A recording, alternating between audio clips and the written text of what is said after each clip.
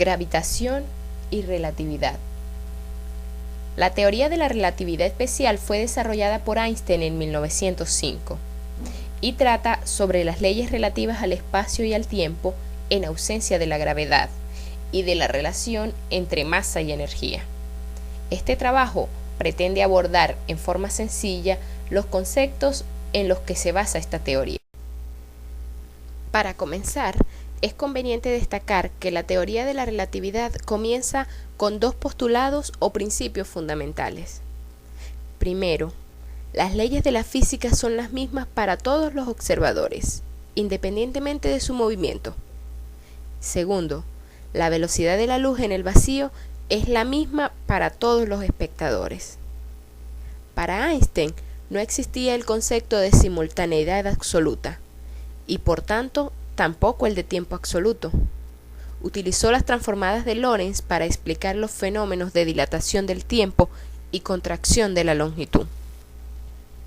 Estas ideas resultan un poco contradictorias con el sentido común. Sin embargo, como buenos curiosos que somos, podríamos plantearnos las siguientes preguntas.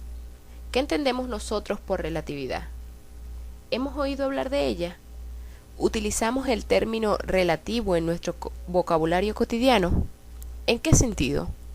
Estas preguntas nos llevan a investigar un poco sobre la relatividad. Imaginemos qué pasaría si un día viéramos un tren más largo que un túnel. Entra en el túnel sin que sobre tren. A dos gemelos caminando de la mano, pero uno anciano y el otro joven. Que la tiza que usamos para el pizarrón se convierte en energía y esa energía la utilizamos después para encender el aire acondicionado de nuestro salón de clase. Tal vez pensemos que esto solo ocurre en nuestros sueños, debido a que no se corresponde con nuestra intuición y nuestro sentido común. Pero veremos algunos conceptos de relatividad especial que podían transformar estos sueños en realidad, porque lo que llamamos intuición, sentido común, lo natural, no es más que el resultado de un ardoroso proceso de ajuste evolucionario de nuestra especie, en un ambiente mediano, ni muy caliente ni muy frío, en un campo gravitacional, ni muy fuerte ni muy débil. Somos inmensamente más grandes que las partículas subatómicas, pero ridículamente pequeños comparados con las escalas astronómicas. Nuestra densidad es intermedia. Las velocidades a las que estamos acostumbrados son muchísimo más pequeñas que la velocidad de la luz. Estas condiciones medianas, sin duda necesarias para la emergencia de los complejos procesos bioquímicos que permiten la vida, informan y nutren a nuestra intuición. Nuestro sentido común refleja estas condiciones. No es extraño entonces que al tener acceso a través de sofisticadas tecnologías al mundo de lo muy rápido, de lo muy masivo, de lo muy grande o de lo muy pequeño, ese mundo extremo y las teorías que usamos para explicarlo nos luzcan poco intuitivas, que violan el sentido común. Insistimos, las teorías deben ajustarse al mundo y a sus hechos, no a nuestra provinciana intuición. Para adentrarnos en el estudio de la relatividad, supongamos que estamos en una acera y una niña lanza una pelota a 60 km por hora.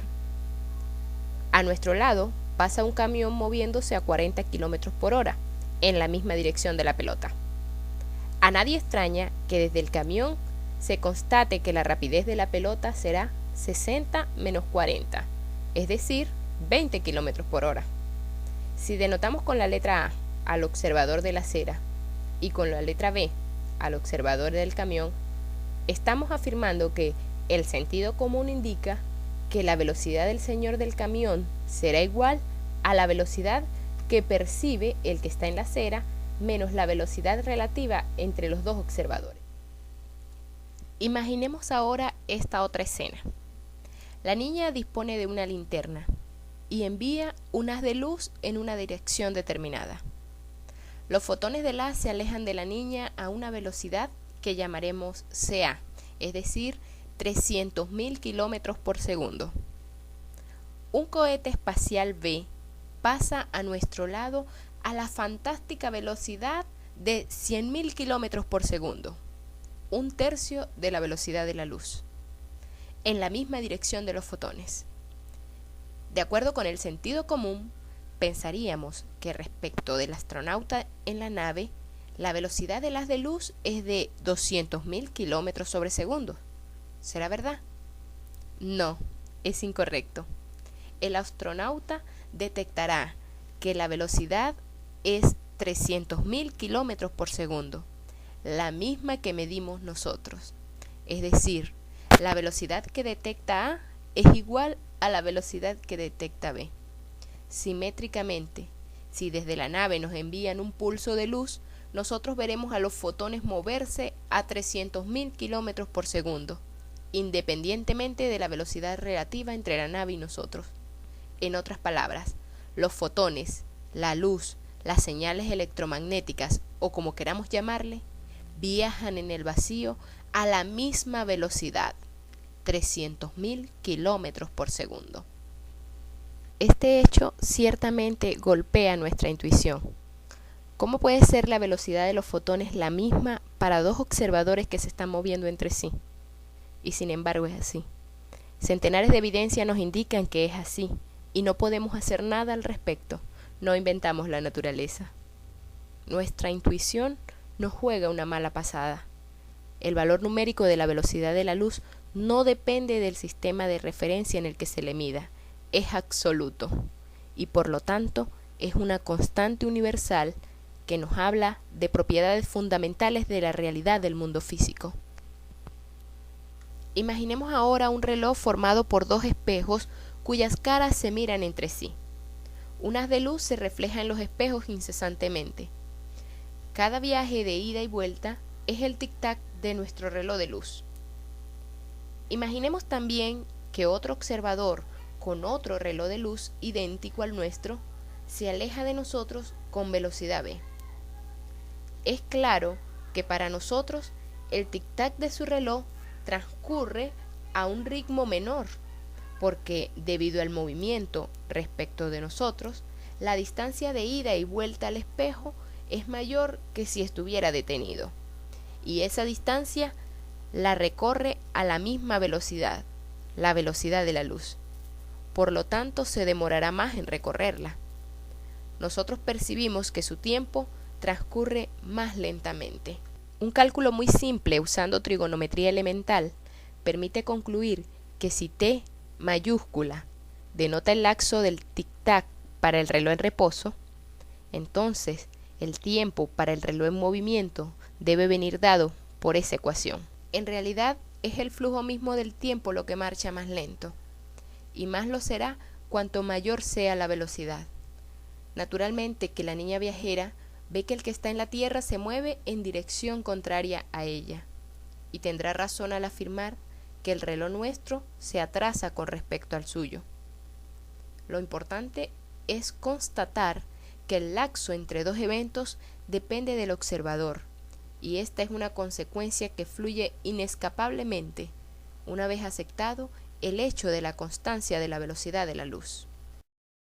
Si los lapsos entre los dos eventos medidos por los observadores en movimiento relativo son diferentes y la velocidad de la luz es la misma para ambos, necesariamente los estándares de la longitud también deben depender del movimiento relativo. En efecto, imaginemos una barra en reposo que tenga una longitud L sub 0. Un observador que la vea desplazarse en el sentido longitudinal constatará que su longitud está acortada por el mismo factor que dilata el tiempo. De nuevo, este efecto es minúsculo e imperceptible a las velocidades ordinarias a las cuales estamos acostumbrados. Sin embargo, mientras mayor sea la velocidad de la barra, menor será su longitud. Si estuviera moviéndose al 98% de la velocidad de la luz con respecto a nosotros, la veríamos 80% más corta de su longitud en reposo. En relatividad especial se establece una igualdad respecto a los diversos observadores que se muevan entre sí con una velocidad uniforme. Todos tienen el mismo estatus. Ninguno tiene el privilegio de estar en reposo absoluto, por lo cual el término reposo absoluto carece de significado físico. Un observador en una cabina cerrada no puede detectar si se está moviendo con velocidad constante o no.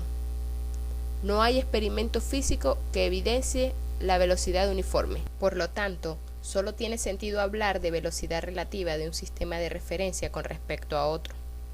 A se mueve con respecto a B, o B se mueve con respecto a A. Tú te mueves con respecto a mí, yo me muevo con respecto a ti. Las leyes de la física son las mismas, sean las que sean, en todos los sistemas de referencia. Y la velocidad de la luz debe tener el mismo valor para todos. Einstein, basándose en las transformadas de Lorentz, mostró cuáles debían ser las nuevas ecuaciones que permitieran traducir las coordenadas del espacio y el tiempo que un observador A le asigna a un evento que ocurra en un punto del espacio y en un instante de tiempo, a las coordenadas que otro observador B, que se mueve respecto al primero con cierta velocidad, le asigna al mismo evento. Las ecuaciones son conocidas hoy en día como las transformadas de Lorentz.